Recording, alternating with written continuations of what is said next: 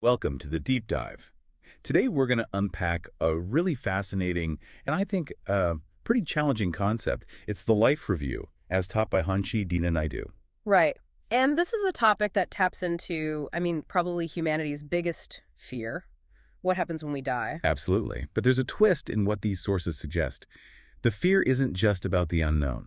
No, for many, even those who believe in an afterlife, the real anxiety is about this accounting session that's waiting for you, the life review itself. Yeah, and I think most people hear that and their mind immediately goes to Judgment Day. Huh. A higher power, a big throne, a set of scales. Exactly. But this is fundamentally different. The sources are so clear on this. There is no external judge. So it's not a trial. Not at all. It's an internal process. It's you and only you evaluating yourself. Okay, so let's get into what that actually looks like.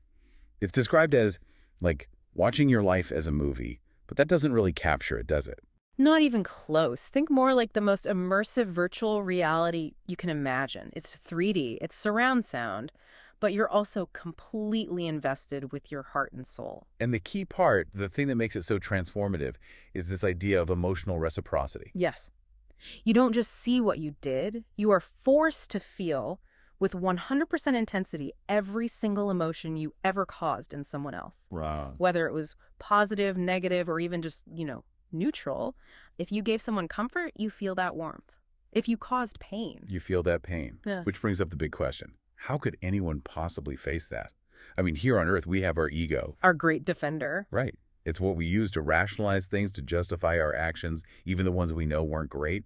It's a survival tool. And that's the absolute hinge point of this whole concept. According to these teachings, the moment you pass, the ego just dissipates. It's gone. So there's no defense mechanism left. None. Yes. There's no ability to say, well, they deserved it, or I didn't mean to. You're just left with the raw, unfiltered truth of your impact on others. But doesn't that sound almost purely destructive? If the ego is tied to our ability to reason and remember, how does confronting all that pain without a filter help the soul learn anything? It's a great question. But the sources suggest the ego is actually what blocks true learning. It blocks acceptance. I see. By removing it, the soul is forced into this state of complete awareness. It's not punishment. It's described as the ultimate catalyst for understanding and aligning with what the sources call universal laws. So if we follow this logic, it's not meant to be a scare tactic for the afterlife. It's actually a guide for how to live right now. Precisely. It turns the fear of death into immediate accountability for your life. It also makes life feel fair, in a way. It does. The idea is that the system is inherently fair because we all have an innate consciousness, a kind of internal compass. You don't really need a list of external rules because deep down, you already know what's right. So in the end, your own conscience becomes the judge, the jury, everything. It's all you. It's not about pleasing some cosmic being. It's about being able to stand by the life you led.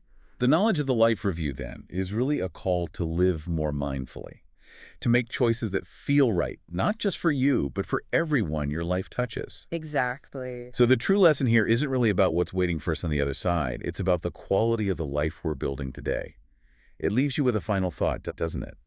If that recording of your life started right now, in this moment, how would that scene make your defenseless soul feel?